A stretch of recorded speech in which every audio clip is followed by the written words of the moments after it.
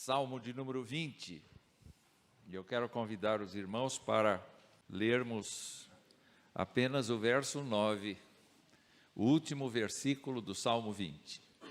Vamos ler juntos, Salmo 20, verso 9. Vamos lá. Ó Senhor, dá vitória ao Rei, responde-nos quando clamarmos. Que Deus nos abençoe. Meus irmãos, este salmo faz um certo casamento com o Salmo 21. E assim pensam os comentaristas de que esta é uma oração feita por Davi a partir da necessidade de sair para o campo e guerrear. Antes de sair, então, para a guerra, o salmista se prepararia com seu exército para defender as divisas do seu país, os marcos do seu país, a população em geral, porque naquele ambiente nós poderíamos encontrar uma situação mais ou menos parecida com o que a gente assistiu nos vídeos aqui. Pessoas não apenas agressivas com palavras, mas agressivas com tentativa de assassinato, com tentativa de destruição, com invasão. Nós devemos nos lembrar que quando Deus prometeu a Abraão uma terra, tinha gente lá. Tinha gente lá. E Deus disse: vocês vão destruir as pessoas que estão lá. Então é muito natural que numa terra onde houve uma invasão de Israel para assumir o lugar prometido por Deus, houvesse gente contrariada o tempo todo. Gente que se sentia destronada, gente que se sentia absolutamente alijada do seu espaço inicial. Porque um povo chegou e um povo foi tomando os espaços à custa de guerra, à custa de violência, porque Deus mandava que assim acontecesse. E Israel, até hoje, vive pressionada pelos seus inimigos. Até hoje. E será assim sempre, até que Jesus volte. Aquele ambiente, aquele espaço, sempre foi um espaço de muita luta. Todos os povos em volta tinham o mesmo rito, Eles faziam preces e sacrifícios aos seus deuses para ganhar a guerra. Israel não era diferente. Israel também fazia as suas preparações para que os seus exércitos fossem para o campo de batalha, devidamente preparados, psicologicamente preparados para guerrear. Porque eles sabiam que muitos deles não voltariam para casa. Seria um ato de despedida mesmo da família, seria um ato de despedida dos pais, seria uma situação sempre muito tensa. E o Salmo 20 é exatamente um salmo que traz da parte de Davi essa função de ordenar como é que Israel deveria fazer oração, em que Israel deveria pensar quando o seu rei e os seus parentes que compunham o exército de Israel fossem para o campo de batalha. É importante nós nos lembrarmos que ele não estava apenas como rei do país, Davi não estava apenas pensando no benefício dele próprio. Eu quero que o povo se acostume a fazer uma oração em meu favor para que eu seja bem-sucedido. Não, na verdade, nós aprendemos aqui pela história bíblica que qualquer rei de Israel que fosse à batalha, o salmo ajudaria a nação inteira a pensar objetivamente em como clamar a Deus. E este salmo, então, fala disso. Essencialmente, é um ordenamento de toda a nação de como é que a gente deve pedir a Deus em tempos de tribulação, em tempos de dificuldade, em tempos de guerra. E já citei aqui o fato de que Davi não ia sozinho, Davi ia com soldados, e os soldados eram pais, eram irmãos, eram maridos, eram pessoas chegadas às famílias, de maneira que não se pensava simplesmente assim: olha, o exército de Davi está guerreando em tal lugar. Não, o meu irmão está lá, o meu pai está lá. Então, a ideia é que esta oração conecte cada uma das pessoas e cada uma das pessoas se sinta responsável pela guerra. A gente não ficou ofendido aqui quando a gente viu crentes perseguidos? A guerra é nossa, não é só deles. Ai, Deus me livre que isso não aconteça no Brasil. Eu quero ir lá na JJ e adorar a Deus livremente, que Deus me livre disso. Não, mas a guerra é minha. Todo aquele que professa o nome de Jesus Cristo está na guerra. Assim acontecia com Israel. Então, o Salmo, do jeito que está montado aqui na nossa Nova Almeida atualizada, vocês podem verificar que ele tem 3 parágrafos. Ele tem 3 parágrafos. O primeiro parágrafo vai do verso 1 ao verso 5 e nos dá a impressão de que o povo de Deus está orando, está falando ao rei. Está na primeira pessoa do plural, nós falamos ao rei. E nós dizemos que o Senhor lhe responda no dia da tribulação, que o nome do Deus de Jacó o proteja, que do seu santuário ele lhe envie socorro, e que desde Sião o Senhor o sustenha, e que ele se lembre de todas as suas ofertas de cereais, e aceite os holocaustos que você ofereceu. E que Deus lhe conceda o que o seu coração almeja e realize tudo o que você planejou. Nós celebraremos a vitória com júbilo e em nome do nosso Deus hastearemos pendões e que o Senhor satisfaça todos os seus desejos. A impressão que a gente tem quando faz esta leitura é que o povo está falando com o rei. E sempre Deus está na terceira pessoa, que Ele lhe faça, que Ele lhe abençoe, que Ele lhe dirija.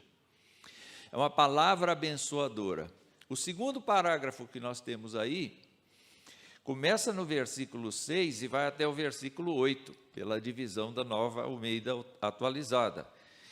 E é como se o sacerdote, o sumo sacerdote, a autoridade religiosa, desse o pontapé inicial da manifestação da fé. Então, nesse sentido, ele diz assim: agora sei que o Senhor salva o seu ungido, ele lhe responderá do seu santo céu. Por que ele fala assim?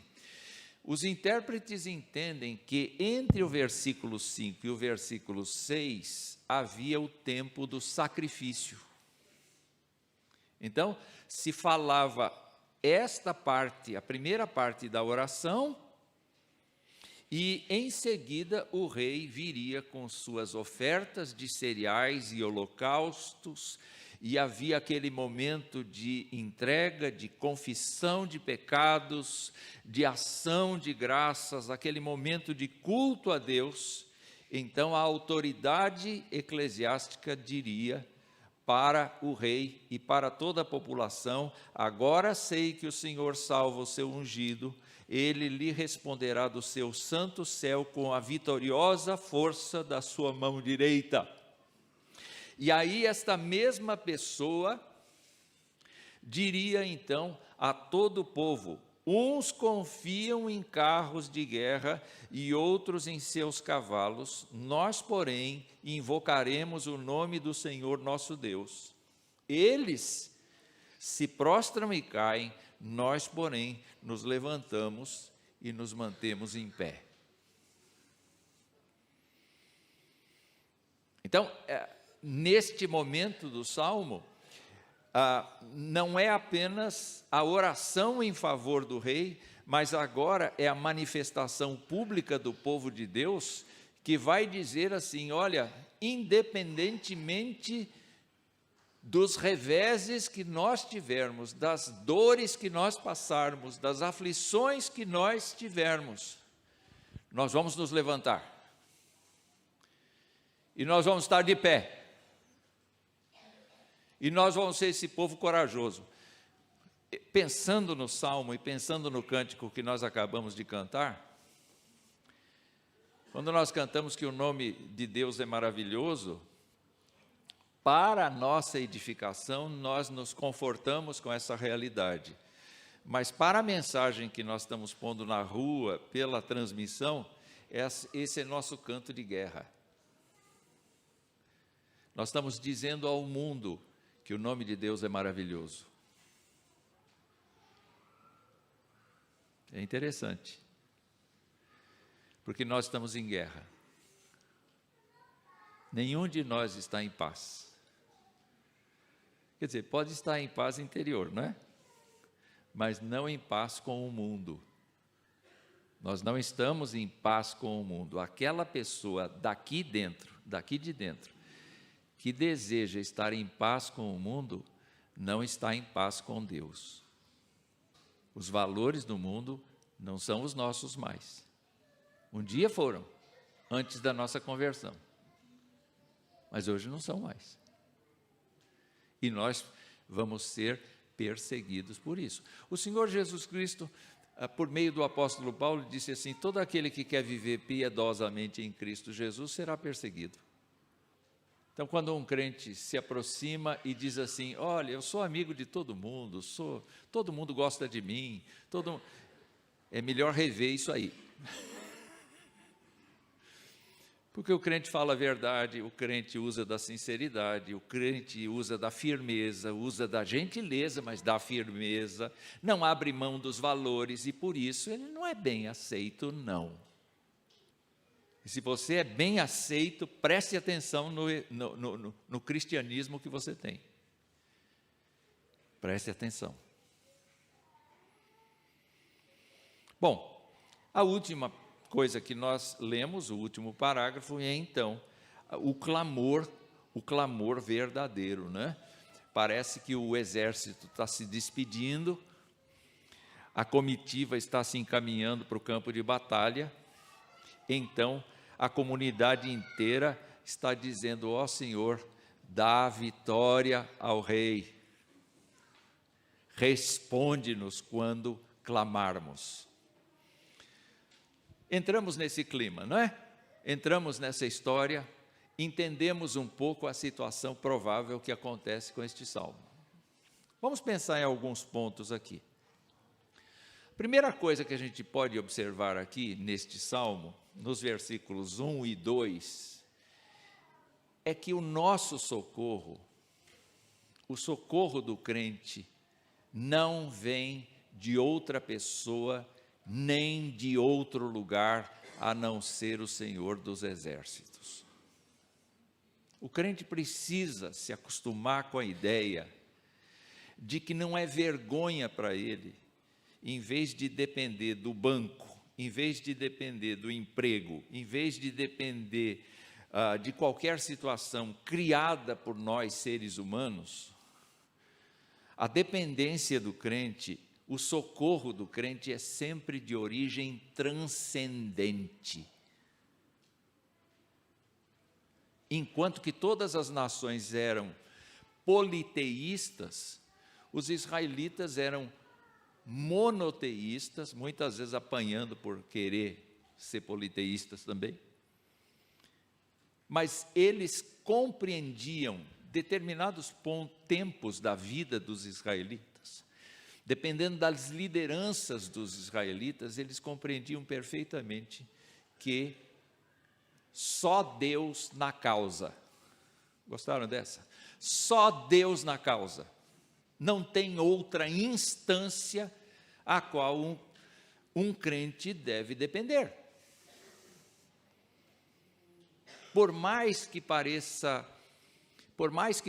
natural a gente procurar o auxílio, e a gente deve procurar o auxílio da justiça, a gente deve procurar os mecanismos sociais que nos garantem os direitos de liberdade de expressão e tal, etc. A gente deve procurar isso, mas o nosso socorro não vem daí.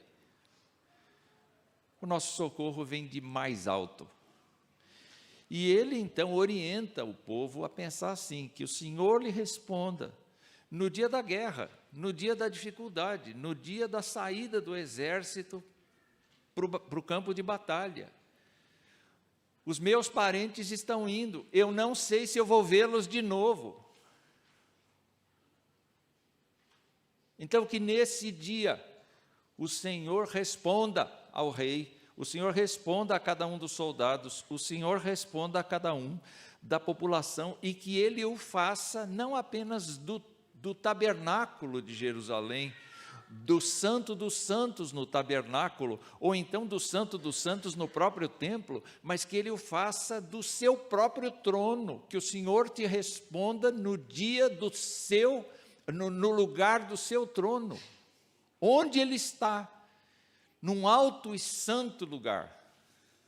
Isaías diz que o Senhor habita num alto e sublime trono, mas também habita com o abatido de espírito, para dar vida, para vivificar o espírito dos abatidos.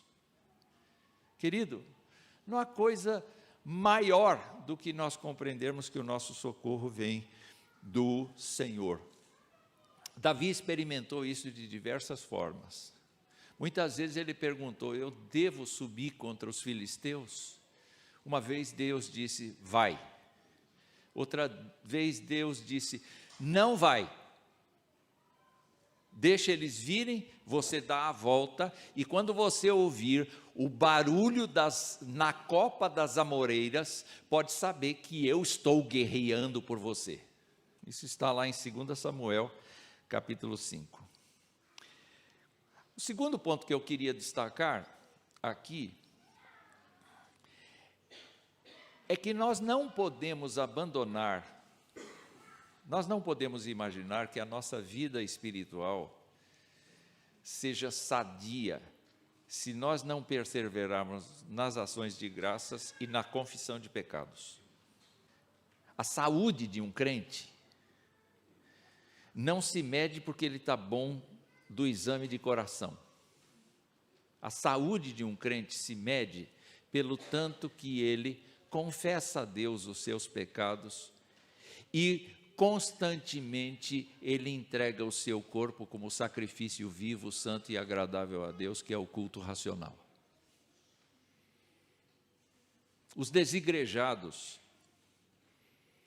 são pessoas que infelizmente estão esquecendo o lado básico desta família da fé, deste envolvimento uns com os outros, no sentido de nos levar a sermos gratos a Deus e de nós invocarmos a presença de Deus confessando os nossos pecados. O crente que imagina que só tem, que Deus tem que ser abençoador continuamente, o crente que imagina que mesmo sem ler as Escrituras, sem meditar nas Escrituras, está tudo bem, não está bem. Esse crente está doente. Porque o normal do crente é amar o Senhor acima de todas as coisas e ter a sua palavra inculcada na cabeça e posta em prática. Jesus disse que quem sabe a Bíblia, mas não pratica a Bíblia, é como aquela pessoa que construiu a sua casa sobre alicerce falso. Então o que a gente precisa pensar é que quando ele diz assim, que ele se lembre de todas as suas ofertas de cereais, aceite os holocaustos que você ofereceu, que Deus lhe conceda o que o seu coração almeja e realize tudo o que você planejou. Você pode pensar, o que é que um crente devoto, que entrega a Deus as suas ações de graças e confessa os seus pecados, vai pedir a Deus? O que é que ele vai querer de Deus? Um carro novo? Ele não tem tempo para isso.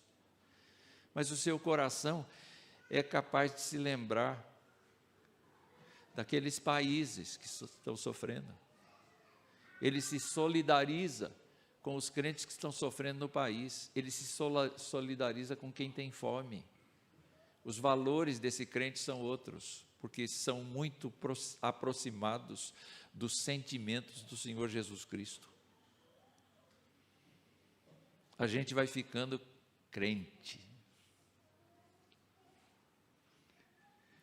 O crente carrega uma marca de piedade, o crente carrega uma marca de entrega, de dedicação a Deus, e consequentemente ele vai agir de uma maneira muito intensa e com o poder do Espírito Santo. A gente já viu isso em várias meditações, com o poder do Espírito Santo no cotidiano dele. As pessoas vão estranhar você ser crente de fato, não disfarçar.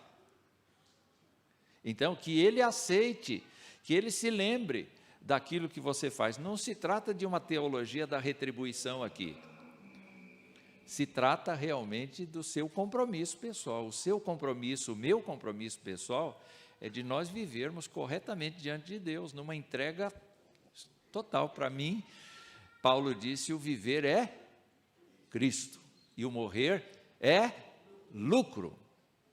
Mesmo que eu seja perseguido, eu sou perseguido, mas eu não sou exterminado. E Paulo vai dizer isso em 2 Coríntios capítulo 5, muitas vezes. Olha, eu posso ser magoado, mas eu não vou ser destruído. Sabe, a vida que um crente imerge, acho que é emerge. A vida que um crente imerge é uma vida totalmente amparada, cuidada, sustentada pelo próprio Deus.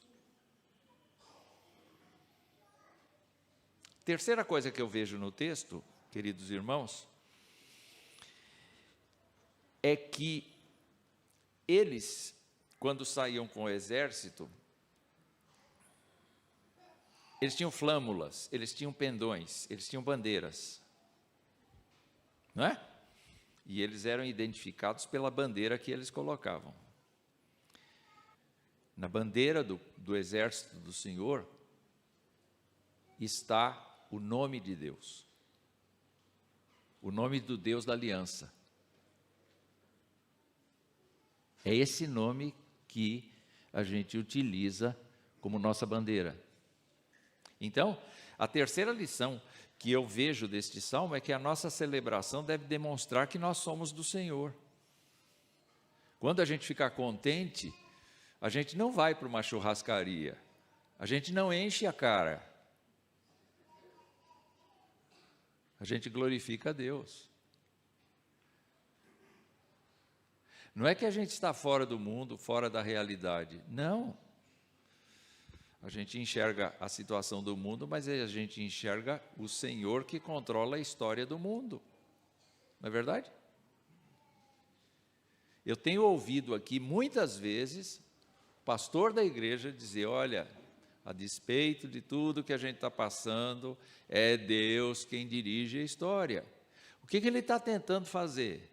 constantemente tirar você da ansiedade que pode acontecer com as notícias, com as fake news que são abundantes no nosso meio, e colocar a sua atenção no Deus Todo-Poderoso, que não muda, que não tem sombra de variação.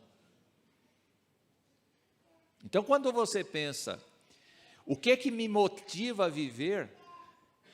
A única resposta plausível, de acordo com o texto, é o Senhor.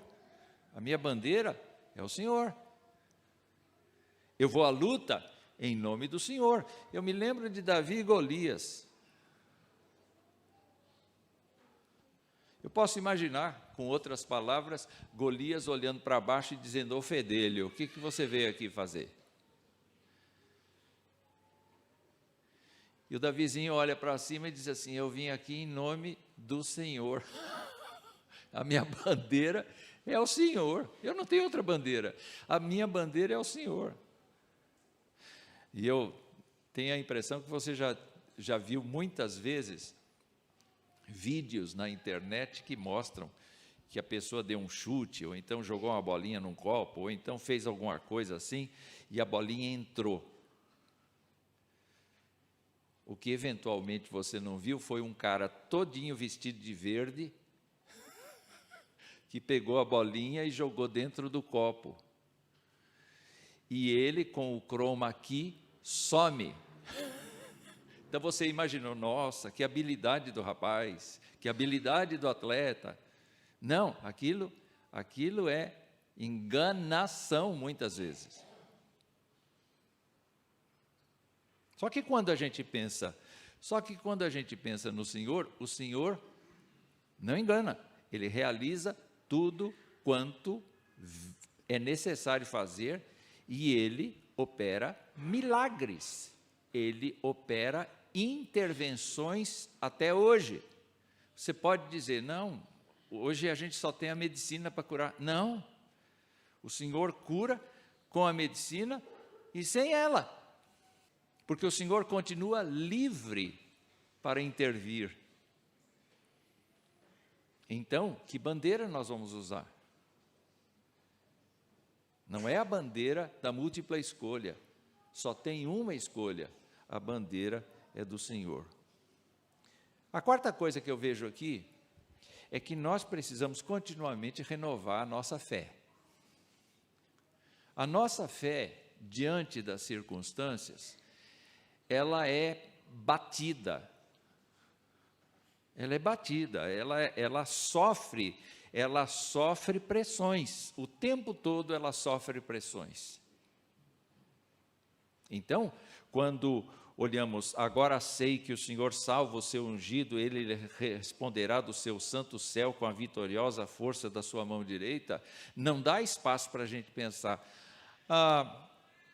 será que Deus está me ouvindo? Será que Deus quer? Será que Deus... Você precisa orar e confiar. Você precisa descansar. Você não pode dizer assim: eu estou pedindo, mas eu não sei se Ele quer. Não é problema seu. O problema é do Senhor. O seu coração você põe na mão dEle. Foi o que eles faziam. Eles não sabiam quem ia voltar, quem não ia. Mas uma coisa eles sabiam: que o Senhor ia dar para eles a vitória que era necessária para a segurança de todos. Haveria prejuízos? Haveria. Só que esses prejuízos seriam inferiores a tudo quanto o Senhor daria. Houve ocasiões em que o Senhor disse assim: não precisa levantar a espada, não vai ter nada. Pode deixar que eu mesmo cuido. E ele dizimou um exército de 185 mil homens sozinho. Quando as pessoas foram lá, alguns mortos, alguns fugiram, alguns confusos, loucos. Quem fez isso? Não foi nenhum homem conhecido, foi o Senhor. Então, quando o crente vai viver a vida cristã, ele não pode, ainda que ele sofra batidas contra a sua fé, ele tem que renovar a sua fé. E é isso que a oração está fazendo. E a última lição que eu quero deixar aqui com vocês é exatamente que nós devemos manter constantemente a nossa confissão de fé. Eu gosto muito, com todo respeito à nossa igreja aqui, mas eu gosto muito de que lá na Vila Hortolândia, na segunda igreja, constantemente o pastor coloca na liturgia o credo apostólico, o credo niceno, que são bandeiras do cristianismo, declarações teológicas do cristianismo, e ele faz o povo recitar: creio em Deus Pai Todo-Poderoso, Criador dos céus e da terra, creio em Jesus Cristo, seu Filho, que nasceu da Virgem Maria, padeceu sob o poder de Pôncio Pilatos, foi crucificado, morto, sepultado, ressuscitou ao terceiro dia, subiu aos céus. E os crentes têm que repetir isso. Por que os crentes têm que repetir isso? Porque estas velhas verdades continuam sendo as verdades absolutas. E os crentes perdem a tradição evangélica, os crentes não cantam mais hinos, os crentes não cantam mais, eles só cantam cânticos, e muitos deles românticos. É um romantismo, é um lirismo, não é aquilo que vai fazer carregar mesmo a nossa convicção.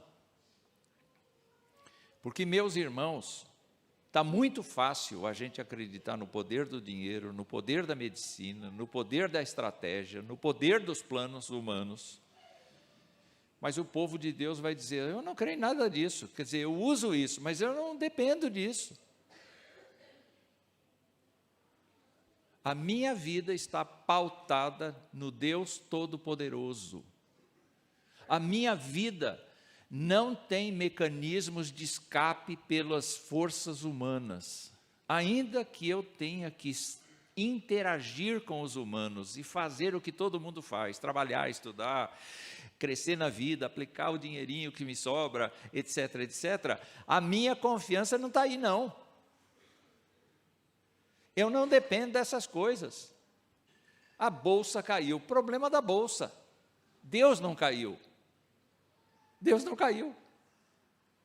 Então, quando olhamos para a confissão de fé, ele diz assim: uns confiam em carros de guerra, outros em seus cavalos. Nós, porém, invocaremos o nome do Senhor nosso Deus. É o Senhor nosso Deus. É o nosso Deus que diz assim: querido, eu te amo. Eu dei meu filho para morrer por você.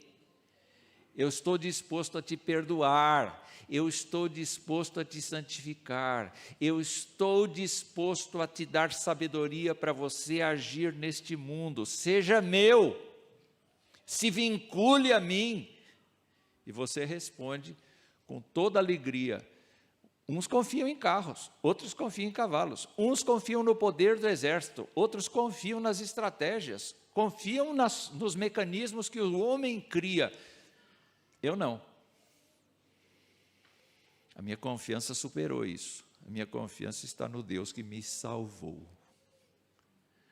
No Deus que me abençoa, no Deus que cuida de mim, no Deus que me protege. Eu gostei demais do testemunho daquela senhora, que diz assim: eu estou presa em casa, mas eu não estou presa, porque Deus está aqui. Então, terminamos este salmo. É claro que não temos tempo para muita coisa, mas lembrando dessa necessidade que nós temos de pensar assim: de quem vem o nosso socorro? De quem vem o nosso socorro? Vem do homem? Não, não vem do homem, vem do Senhor. O que é que nós temos que fazer? Temos que viver para Ele, oferecendo a nossa vida o melhor que nós temos. O que mais que nós podemos fazer? Quando nós celebrarmos, nós devemos nos lembrar que a celebração é para a glória do Senhor. Quarta coisa, nós devemos nos lembrar que quando a tribulação vem, a nossa resposta é renovar nossa fé no Senhor. e não ficar de olho nas circunstâncias. E quando nós chegamos ao final, nós vemos que enquanto outras pessoas confiam nos mecanismos da humanidade, nós confiamos no Deus que criou a humanidade. Que Deus nos abençoe.